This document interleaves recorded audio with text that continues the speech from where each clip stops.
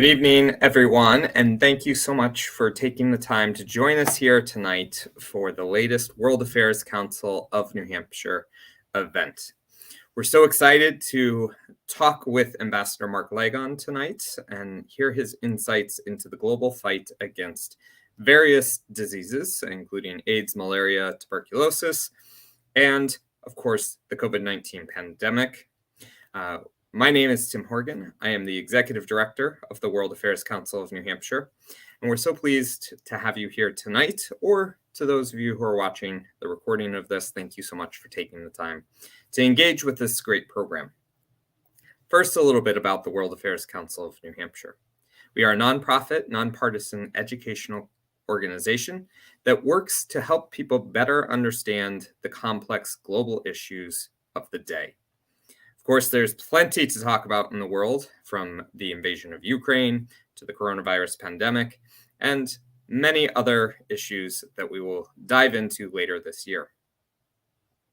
One of the big things we'd like to make sure you are all aware of is on May 17th, we will be hosting former NATO Ambassador Douglas Lute for a great conversation, both in person and online, for a conversation on the future of NATO, which is, of course, a very timely topic, and we are so excited to have Ambassador Lute join us for that conversation. You can find out more information about that program and all of the great work of the World Affairs Council of New Hampshire online at our website. As a nonpartisan organization, we do not take any stances on policy, parties, politics, or candidates. We view ourselves as the platform for discussion, and we hope that you take the information that you learn here tonight and make your own conclusions about where we need to go as a country and as a world.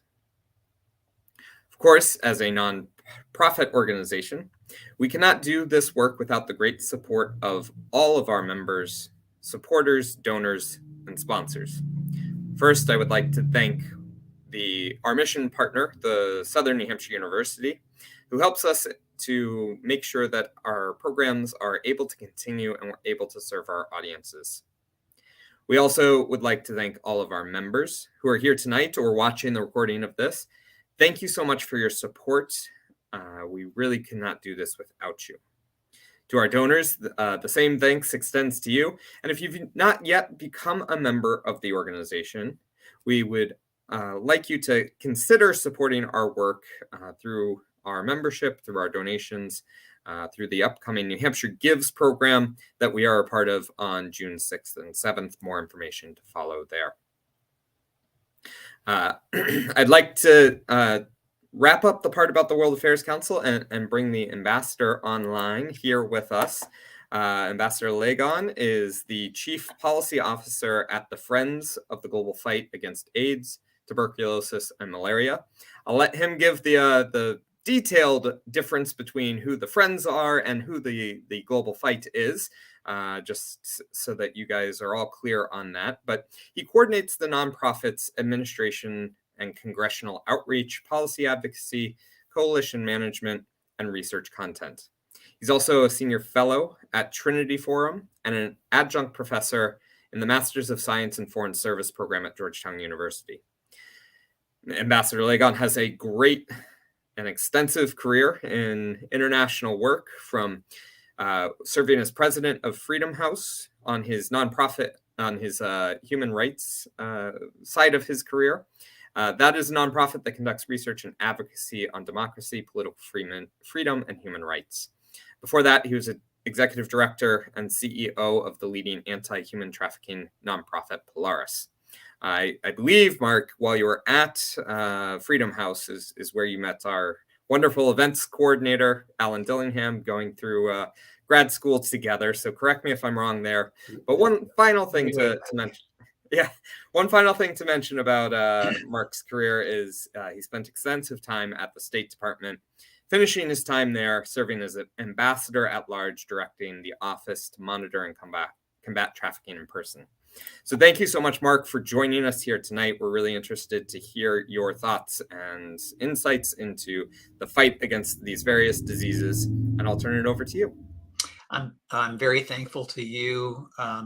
Tim Horgan and Alan Dillingham are really thoughtful people in both senses of the word. And as a native New Englander, I'm delighted to be with you. So just to explain the organization that I work with called Friends of the Global Fight Against AIDS, TB, and Malaria. As the world was trying to grapple with HIV, AIDS, and a couple of other ones of the top 3 infectious diseases some 20 years ago, the World Health Organization felt there needed to be a dedicated organization on HIV AIDS called UNAIDS. And then ultimately, in the early Bush era, Kofi Annan as Secretary General of the UN, Bush and many other partners formed a multi-stakeholder organization called the Global Fund to fight AIDS, tuberculosis, and malaria. I'll talk a bit more about that later as an example of what the United States can do to advance global health and its interests. But because that was a kind of nimble organization, the Global Fund didn't have offices in the capitals of donor countries. It has nonprofits. And so I work for the nonprofit Friends of the Global Fight Against AIDS, Tuberculosis, and Malaria. So what I hope to talk about is global health and the challenges, goals, and institutions that are apparent. It should be super visible that global health is crucial.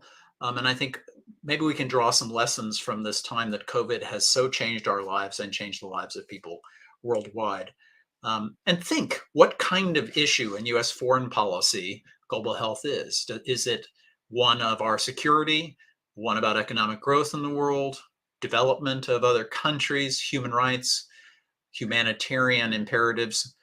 The answer is, of course, all of these, but we might want to think what it is mainly. In terms of challenges in global health for the United States and the world, I'd start with long-standing pandemics and specialized health interventions. If you think back to the 1980s, at that time, AIDS was a phenomenon that was spreading rampantly, and it was essentially a death sentence to those who contracted it. And it was wiping out a generation of the most economically productive and demographically reproductive people of an age cohort in Africa. It's hollowing out economies and societies. And 2 things developing really changed that. One was the innovation of antiretroviral treatment, which meant that people could live with AIDS. It was no longer a death sentence. And on a bipartisan basis, under President George W. Bush, and perhaps his greatest contribution in a controversial presidency, was to be the first pledging world leader for the Global Fund and to create the President's Emergency Plan for AIDS Relief, or PEPFAR, and the President's Malaria Initiative, both of which were our major U.S. programs to fight diseases harming the most vulnerable. But there's been striking impact of those programs. If you compare, for instance, 2005 with today, even accounting for how it's difficult to fight HIV or tuberculosis or malaria because of COVID-19. Back in 2005, 3.1 million people were dying per year from HIV. Now it's 680,000. In 2005, 1.6 million people were dying of TB. It came down to a low point in 2019 of 1.2 million, but it's turning up as the world fights another respiratory disease, COVID-19. And malaria in 2005 was ending the promising lives of children and adults at the number of 800 million a year. And it's now about 627 million, again, contending with COVID-19. The Global Fund, which is a partnership that it's like a small World Bank to fund projects to fight AIDS or TB or malaria in countries of the global South, for 20 years been working on this, and since its founding, AIDS-related deaths have gone down by 61%. TB-related deaths have gone down by 25%, and malaria-related deaths have gone down by 46%. So into this world of 3 long-standing pandemics that global programs working with local governments and local societies in the lead, we're making great progress with much of the job yet to do. COVID-19 has disrupted progress on those shaking health systems throughout Africa and the global South, and disrupting routine immunizations, disease-specific interventions. And recall that they're stigmatized or marginalized populations that are vulnerable. Men having sex with men, LGBT individuals, those are intravenous drug users, migrants, prisoners, are vulnerable to HIV/AIDS and TB, and children under the age of 5 are the most vulnerable to malaria due to just being bitten by a mosquito. Vaccines has been the lead effort of the United States and the world to grapple with COVID-19. It's worth stopping for a moment and thinking about a kind of network set up by the WHO, the Global Fund, and others in the world. That network for dealing with the situation was called the Access to COVID-19 Tools Accelerator, or ACT Accelerator, and it had pillars to deal with vaccines, testing, diagnostics, therapies, and then finally strengthening health systems. The Global Fund playing a key role in the diagnostic testing pillar and in the strengthening health systems. There's so much of the debate or discussion about access to vaccines has to do with equity. Are people, are developing countries compared to the richest countries in the world getting access to vaccines? And then within those countries of the global South, are the poorer or most marginalized people getting access as well? And it's just worth thinking that as a matter of justice and US foreign policy, that access to testing, access to therapies, and stronger health systems are all things that the more marginalized people around the world need access to. And if you don't grapple with COVID-19 festering among populations, it's not just a matter of justice, but in fact, you can't curb a pandemic like COVID-19 decisively if you don't have all of these pillars in addition to vaccines. So I'd like to take a quick tour of some of the organizations that actually have great value to the United States, multilateral organizations and partnerships. The World Health Organization has its problems, but as a bureaucracy, but it is a necessary central institution for giving guidance, standards, pooling surveillance of how diseases are spreading. It's overly reliant on voluntary funding and doesn't have as much of a core budget to rely on, and that's something to think about. There is this organization I mentioned, UNAIDS. For AIDS, it is the source of empirical information and the goals for fighting AIDS in the world. But in the multilateral landscape, the Global Fund to fight AIDS, tuberculosis, and malaria uses what we could call a multi-stakeholder model. Its board is not just donor countries, but governments themselves in countries that are implementing programs, civil society groups of those countries, affected populations, nonprofits in the global north and countries which are donors, businesses and philanthropies, and all programs of the Global Fund fighting AIDS, TB, and malaria and strengthening health systems have to include people from the private sector, nonprofits, civil society, even the faith community, not just health ministries. And that means that communities are connected. And in particular, it's worth noting that the Global Fund has decided that for years now, 8 years perhaps, that it would emphasize funding for the strength of health systems so that you can successfully fight AIDS, TB, and malaria.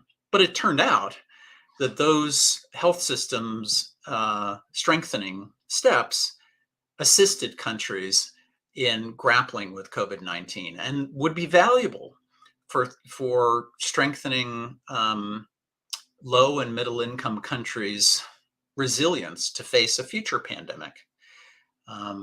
So to match the challenges of global health, especially if you widen the aperture and you think about universal health coverage for people, because there are many other things that they face, such as the fact that 70% of deaths in lower or middle income countries are due to non-communicable diseases.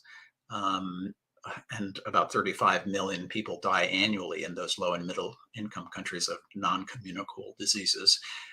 Together with infectious diseases, there's a wide array of benefits, in terms of the dignity of people around the world to survive and thrive, and economic growth and stability. So I'd suggest that at the heart of U.S. foreign policy stakes in the world is to take this notion of equity, about access to vaccines, and think about it more broadly. The other parts of fighting this particular threat of COVID-19, testing, therapies, health systems, but to look to the lessons of the very strong leadership that the United States offered in partnership with other donors, and especially the countries where these diseases have had such an impact.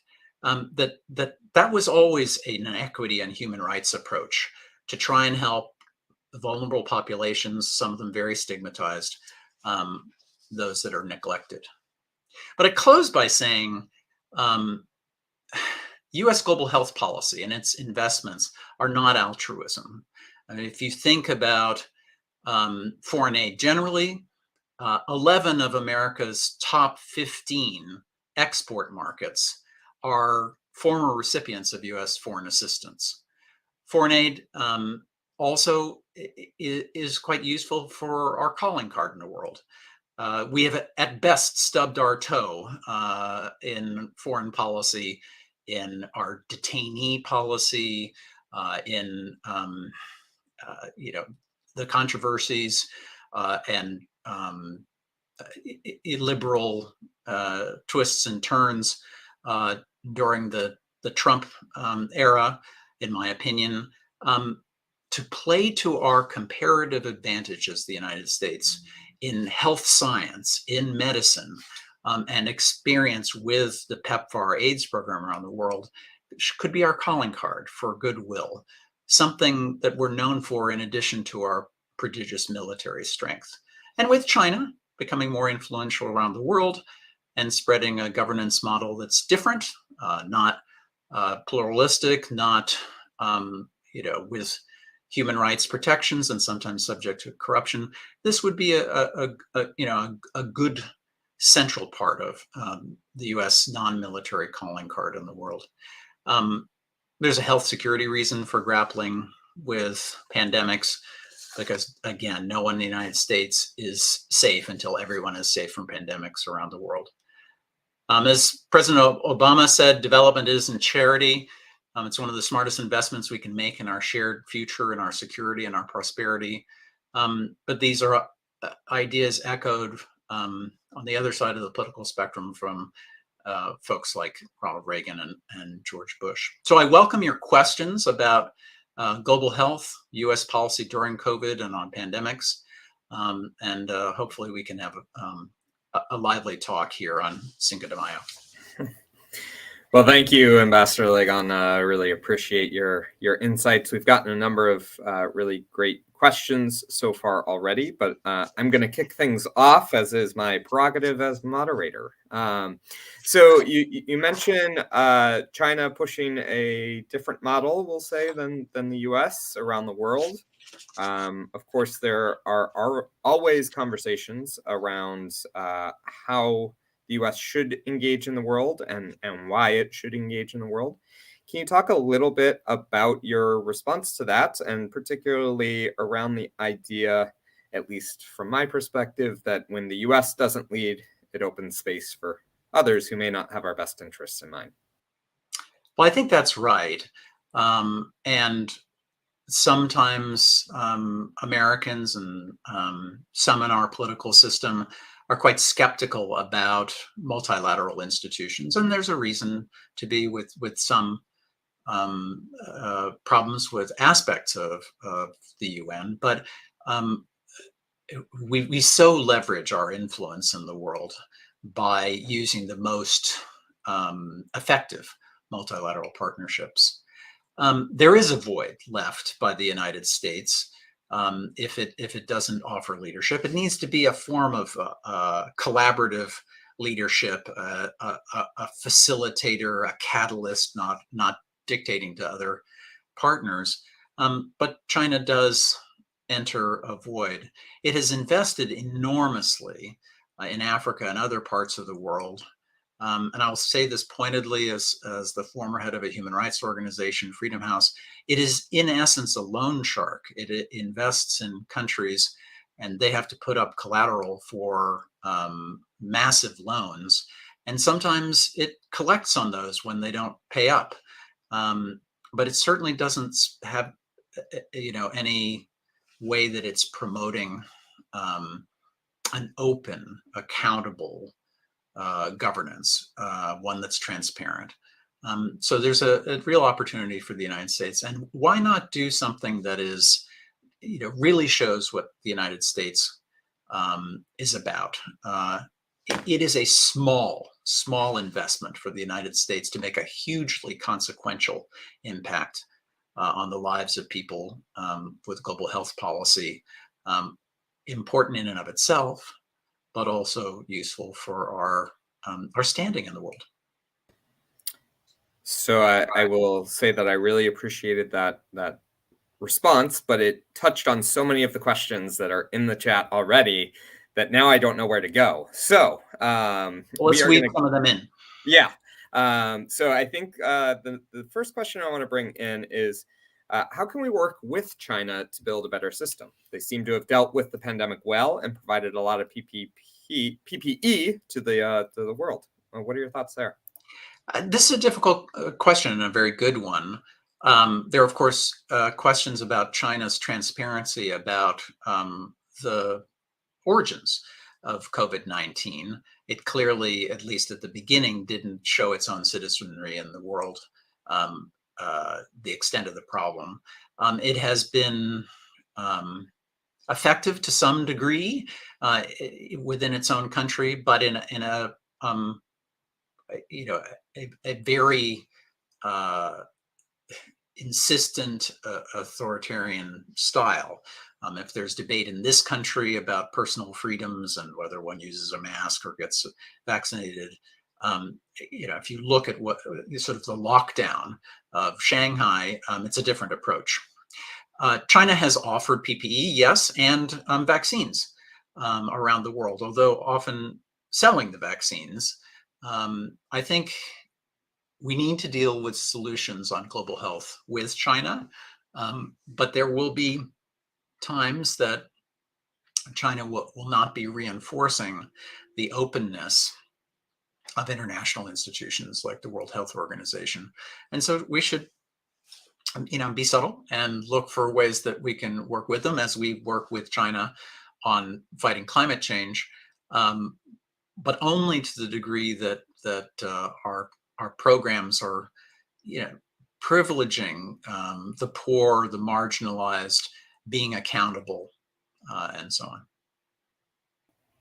Okay, so we've got a good path forward here now, I think, based on that response. So the next question comes from Jaina and Sutton.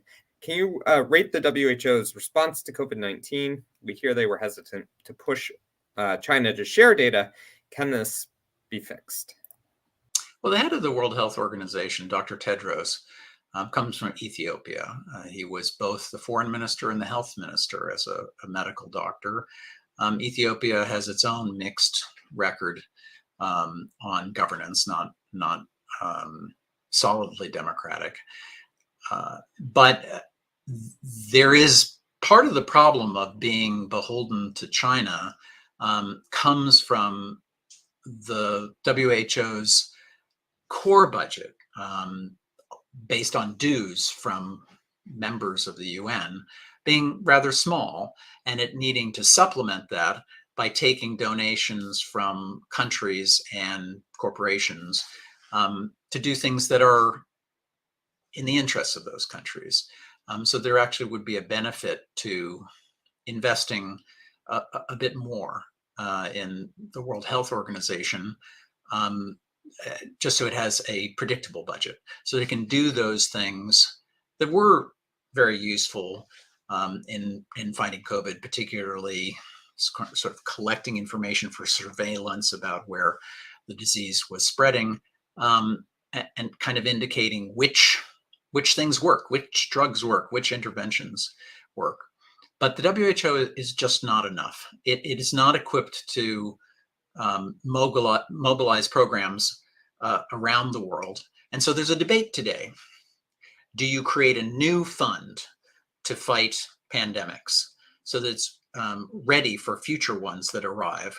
Or do you build on existing institutions that have a good record, like the Global Fund and another multi-stakeholder partnership of business, governments, civil society called Gavi, which is the one for vaccines? All right. So Linda Barker from New Mexico, one of our great countrywide viewers, asks, what's the status of the malaria vaccine? Great question. It's moving along. There's real traction on a vaccine for malaria. It is close to the point of scaling up the deployment of the vaccine. It's worth noting, though, that the reliability of the vaccine is mixed. And if it only works in some 30% of the cases, it is worth pursuing compared to not pursuing. But in terms of that other way of preventing malaria from taking the lives of children or others, it's not enough. And hopefully we'll get to the point where there might be a more reliable vaccine. The traditional method is circulating bed nets that are designed to keep mosquitoes away and mosquitoes' lives, and then catch up with ways that mosquitoes become resistant to whatever types of bed nets that there are. That actually worked really well during COVID-19, and the disruption of other disease responses that COVID-19 did. The world really figured out how to distribute bed nets despite lockdowns and COVID-19, and that helped. That's great. That actually speaks to a question that came in a little bit earlier about the vaccine. So is prevention still the best bet, is the basic gist for what they were looking to add to that response. For COVID-19 or general? For malaria.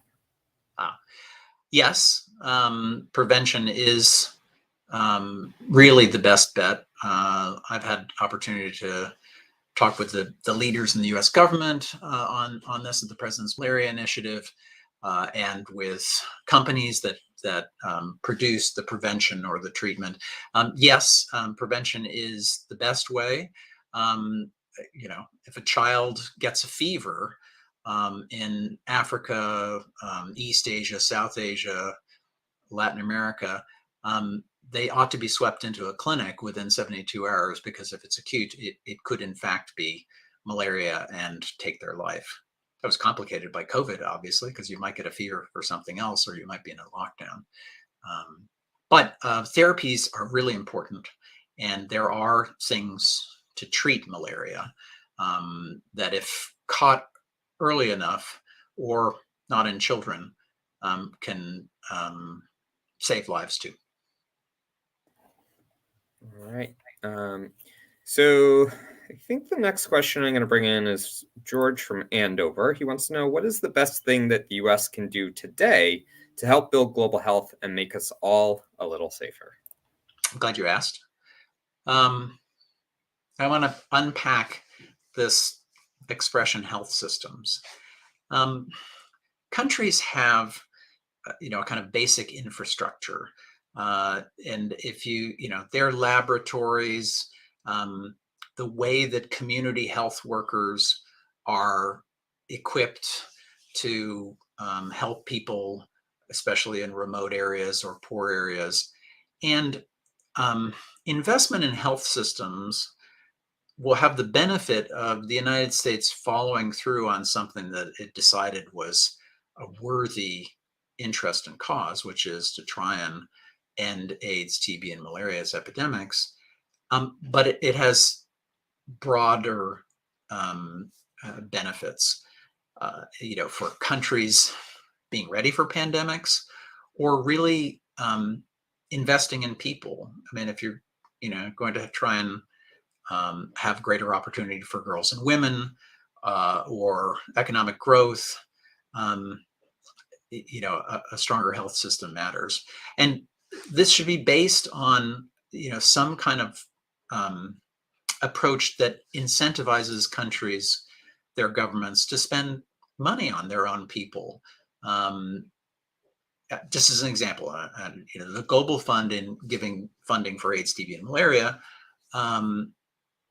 incentivizes the countries of the Global South that it funds to put in their own money, to have skin in the game. And so it will give a haircut and pull back funding if governments don't do that. And then we'll give a bonus if they come to the table with their own resources. And health systems, not permanently funded by the United States and the world, are very much in the interest of the United States, especially if it can be structured to get governments to see that of the things it invests in, it should be investing in its people. Yeah, it seems that U.S. foreign aid, when given correctly and managed correctly, can do a lot of good around the world. I want to bring in an interesting question from Sam in Portsmouth, wondering about, is the Global Fund doing any work here in the U.S. on health systems? Our systems are on the brink of collapse due to the pandemic. Well, it is true that the U.S. health system has not performed, as well as we would have hoped. There's, of course, a division. There isn't a political consensus about what kind of a national health approach should be. Now, the Global Fund does not operate in the United States for this reason. Its founding documents indicate that there are two things that are a test for whether it will give funding to people who make a proposal for a program in a country. One, there has to be significant disease burden. In other words, there has to be, substantial AIDS or TB or malaria in the country, but also need. It doesn't fund advanced industrial countries, high income countries that have the resources themselves to do it. But we do need to think about health systems in the United States. The same things I was talking about in the world are true here, including those who disproportionately bore the brunt of COVID-19 here. Yeah, there's definitely a lot of health equity issues to think about right here at home as well. My wife is a nurse and has seen firsthand how the pandemic has affected the healthcare system. So trying to perhaps, and this may backfire, but perhaps bring some good news to the conversation. Is there a light at the end of the tunnel for any of these health issues? It seems that things are on the right track, but perhaps more time is needed. In 2015, the UN came together based on consulting, not just with governments, but with civil society and business around the world on the sustainable development goals to be reached by 2030. And there are benchmarks. And so getting AIDS, TB, and malaria, for instance, to the stage that they're no longer epidemics was the goal. And it may not be reached by 2030, but the downward slope in mortality and the prevention measures that have been beginning to work mean that there wouldn't be zero AIDS, TB, and malaria, but they wouldn't be epidemics in countries. That's possible. I think there will always be a degree to which emerging pandemics overtake the capacity of countries. But if we look at the experience of avian flu and Ebola and now COVID-19 and its many variants, investment in health systems so that from the surveillance to spot an emerging disease to those community health workers, some of them in faith-based organizations, some midwives, some scarcely paid. If that whole system, not just health ministries of countries, if those are strengthened, there is a real chance that the kind of economic and human devastation that we saw with COVID-19 could be prevented. We would spend much more if we, in terms of human costs and financial costs, if we didn't choose instead to invest less, but wisely now. Yeah, I'm glad you brought up the other pandemics we've seen in the past couple of years. I got to go back and find this question here. And please do keep your questions coming. Here we go. So where is the next pandemic coming from? Do we have time to prepare, or are they just going to keep coming wave after wave? Got to go from the positive to, bringing us back to reality, right? Yeah. Well, I bet the next pandemic would be a bit different. We can't say that each pandemic is going to go from animals to people.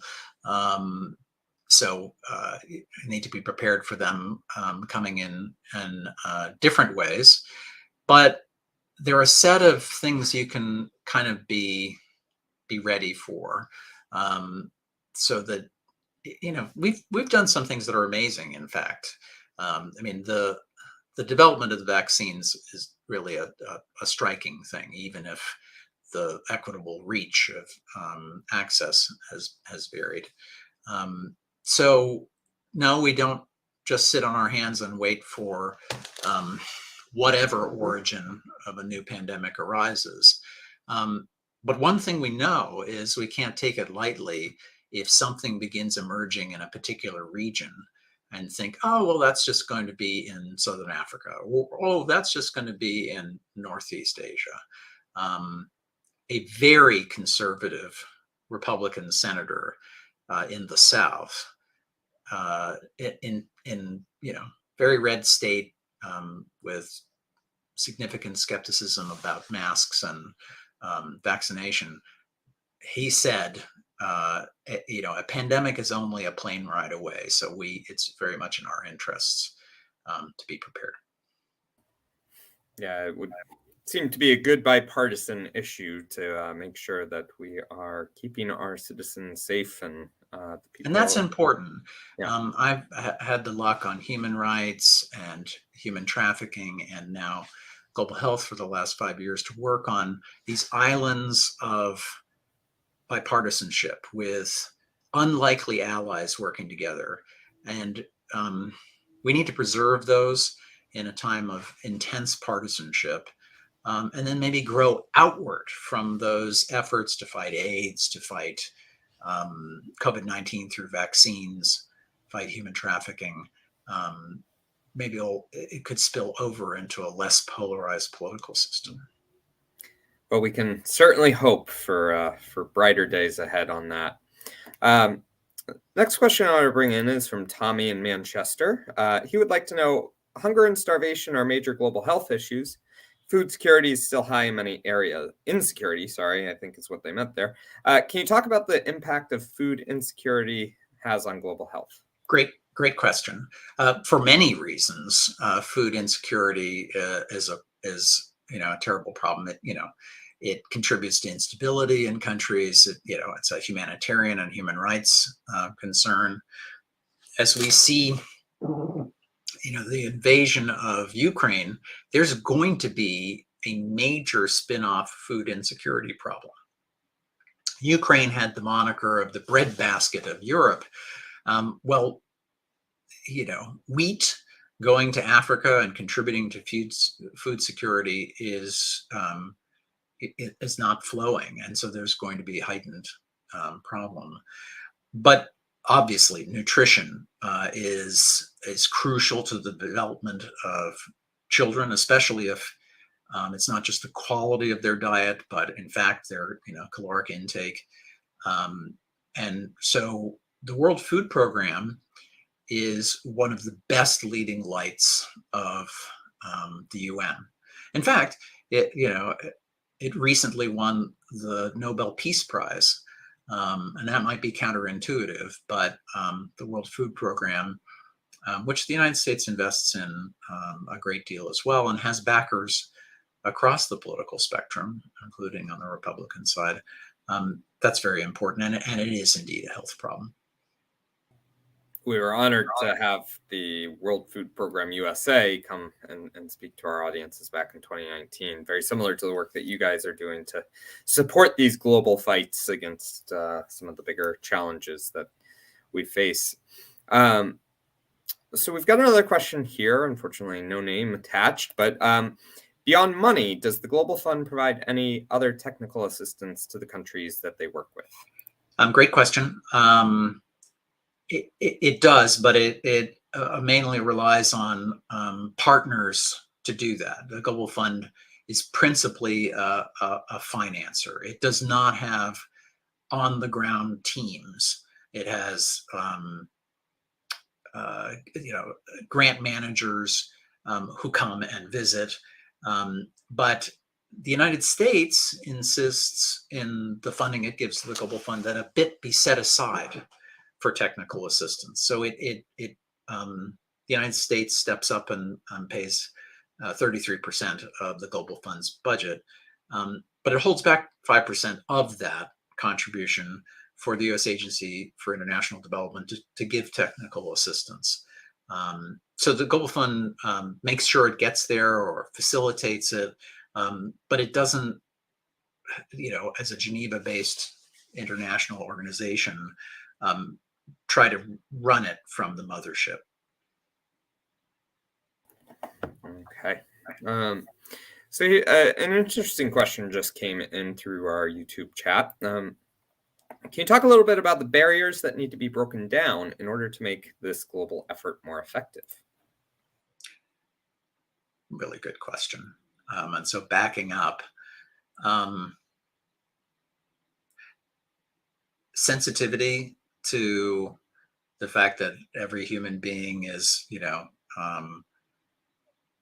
someone who, deserves recognition, agency, dignity, and that there can't be communities that you just decide are disposable within the United States or communities in other countries. Even some of the great growing middle income countries, Brazil, India, China, there are people left behind. And so that lens of access to health, if not perfect health services for everybody, is one thing. I think I'm a specialist on multilateral institutions. I teach about it at Georgetown University as well.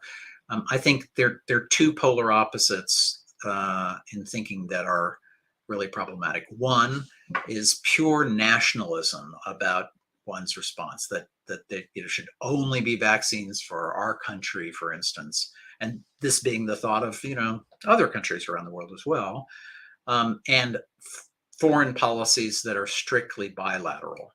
And on the other hand, there's expecting too much of multilateral institutions, or them not to suffer from some bureaucratic dysfunction.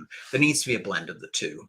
And the United States has found that investing in PEPFAR's, its AIDS program, USAID's TB program, the President's Malaria Initiative, in concert with funding the Global Fund, has worked. And a barrier to success has been an either-or choice.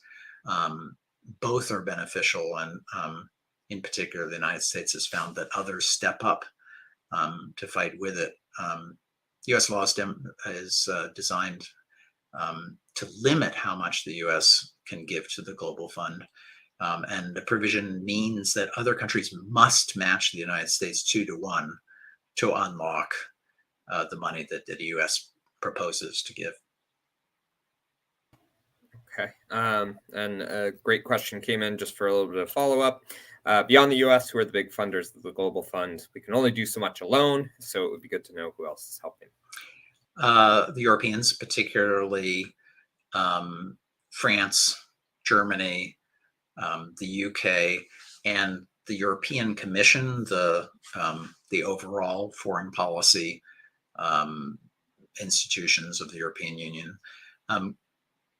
France stepped up and hosted the last donor conference for the Global Fund in 2019, and President Macron really put his shoulder to the wheel on contributing and getting others to contribute. Germany is a big leader in global health, and that has stayed the case even with Angela Merkel being replaced by Chancellor Scholz. The UK is cutting back. It's cutting back on foreign aid in general, and possibly on global health. But traditionally, they have really liked the Global Fund among global health programs for its accountability and its public-private partnership model. Okay. Let me see. We've had a couple of good questions coming through Facebook, so I want to get to those next. Can or should the Global Fund be a model for tackling future pandemics? What other models are out there that you might suggest us look into? Thanks for asking. I would have written that question and planted it with someone if I could. Thank you. The elements of the Global Fund that are useful for future pandemics are strengthening health systems, as I say, making sure that you always have communities and civil society and affected populations, those who would get, epidemics, as part of the planning and part of the outreach to get to remote populations. There is insistence that if the richer countries of the world make donations, there needs to be accountability. And that's why there's a brutally tough inspector general of the Global Fund who watches for any fraud or misuse of funding. And if it were to ever happen, they manages to collect all the misappropriated funding in small cases of it. So those are lessons, but there are other institutions that are worth looking to as models. Also, Gavi, the Vaccine Alliance, which its strength over the last 2 decades has been vaccinating children, and that's really important. One way we would go backwards is if we went to a model of global health institutions really just being driven by the governments of big donor countries. If you don't have the countries where diseases are emerging, if you don't have their governments and their societies and their private sector having a leading role, it would be a mistake. There are people who want to create a fund for future pandemics. There may be some reasons why it makes sense to build on existing institutions that work, like the Global Fund. But in any case, if you were to set something up, the biggest mistake would be, well, let's just make sure we take care of the countries who are donors and giving them all the say to incentivize them to kick in, and then you wouldn't actually have something that works and has the eyes and the buy-in of local governments and populations. Okay, we've got a couple of interesting questions around sort of women's health, which of course is a big issue right now here in the US with the leaked Supreme Court documents. So Charlie Pogue asks, to lead, we need to fix the inequities in US healthcare, increasing numbers of uninsured. We need universal health. Currently, cost per capita is twice that of any other country, highest infant mortality per capita, maternal mortality, and highest deaths from common illnesses. Any response to the thought? Yeah, and I offer my individual opinions. This is, like anything I say tonight does not represent, the institutional views of Friends of the Global Fight, the nonprofit I get to work for. I think, the United States is an outlier among the few countries that don't have some form of national health system and some consensus in favor of it. I mean, even Boris Johnson and the highly populist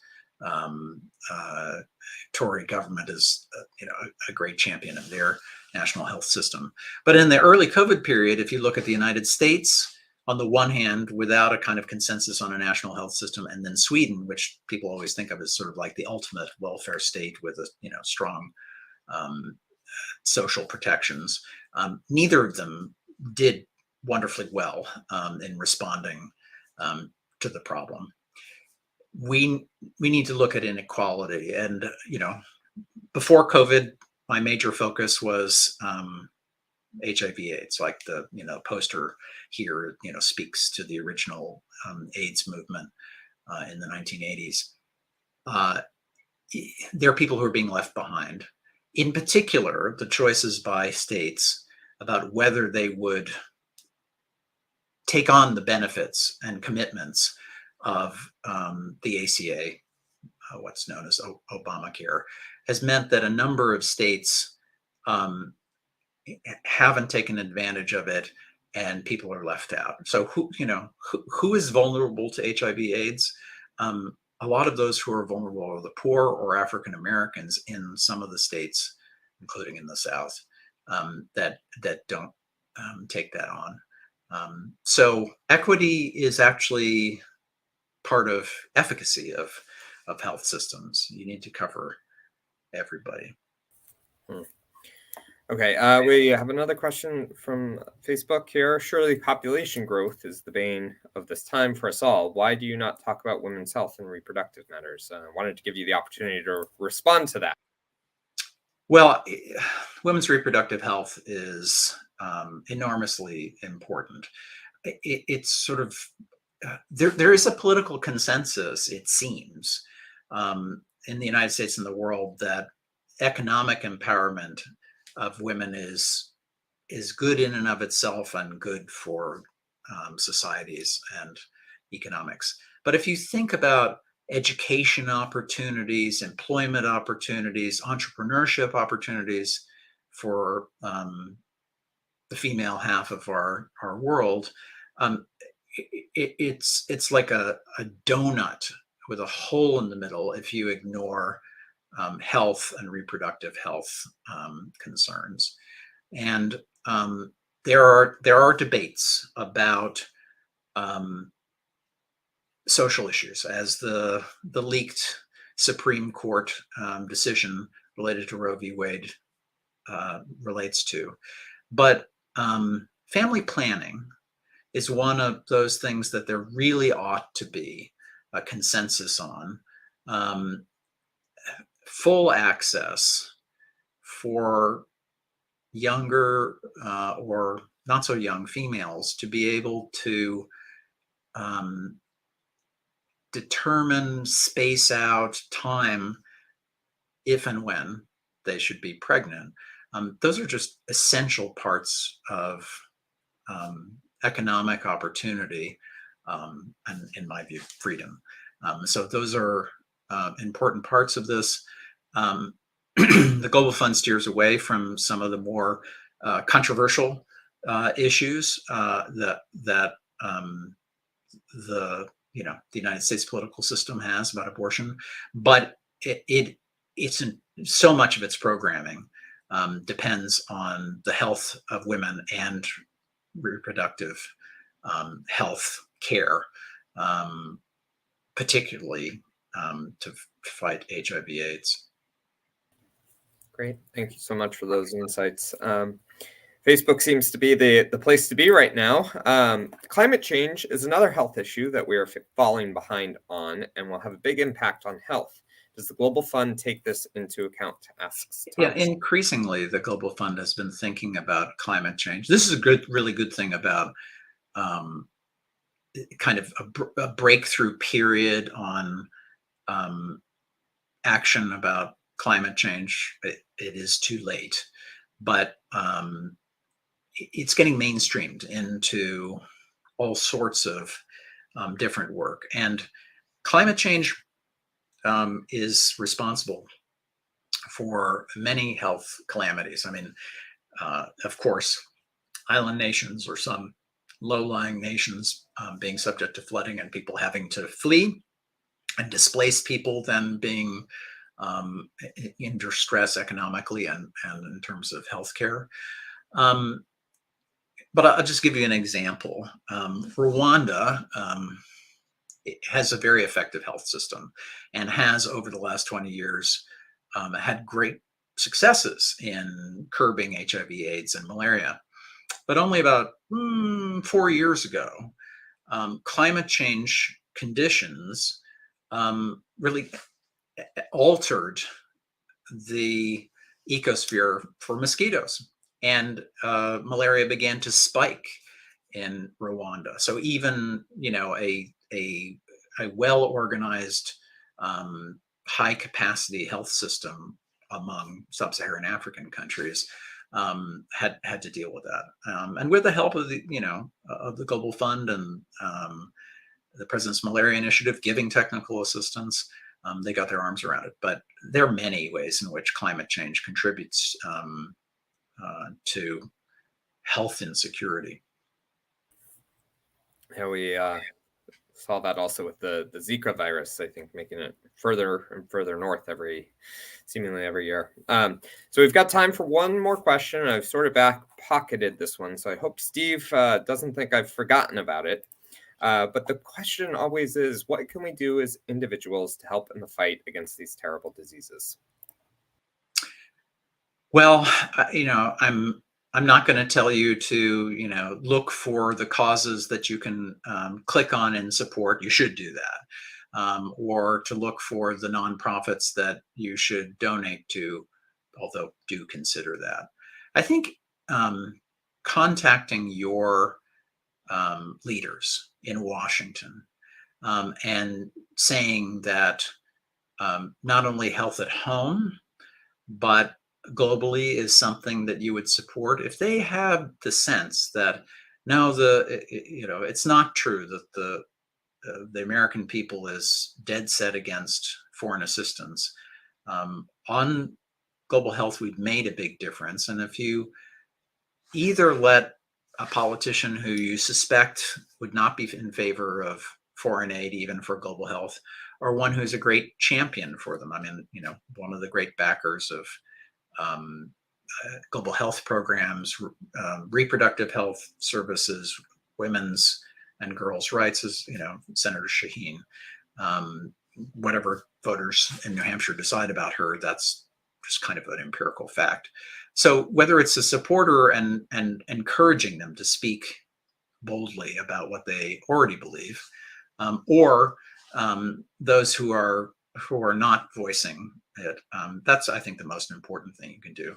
I want you to know that there are conservative Republicans all over the country who believe we should invest in global health and sometimes quietly support appropriations for them, but don't speak out about it because they think it's something that would be unwelcome in their constituency. If you help show the sign that it would be welcome to hear about that, that could have a real influence, because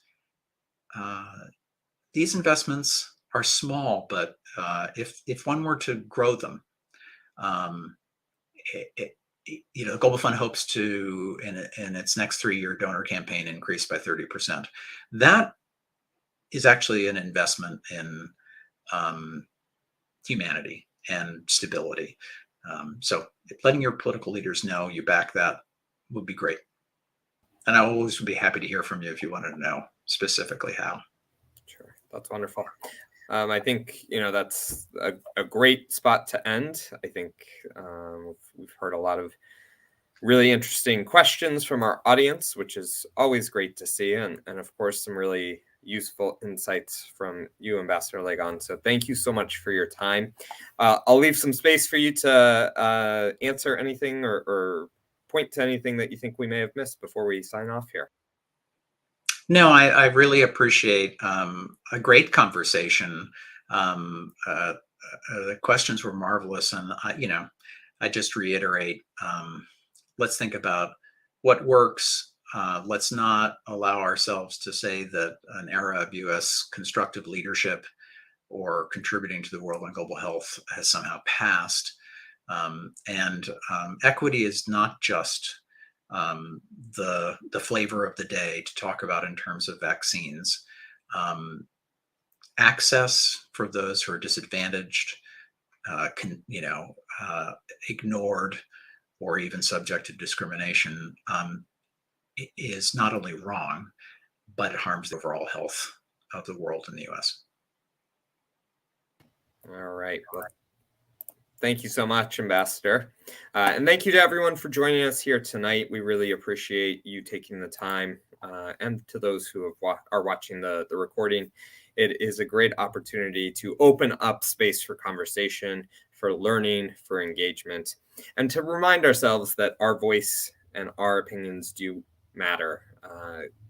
The one great thing about the way in which data is collected today is that clicks do matter.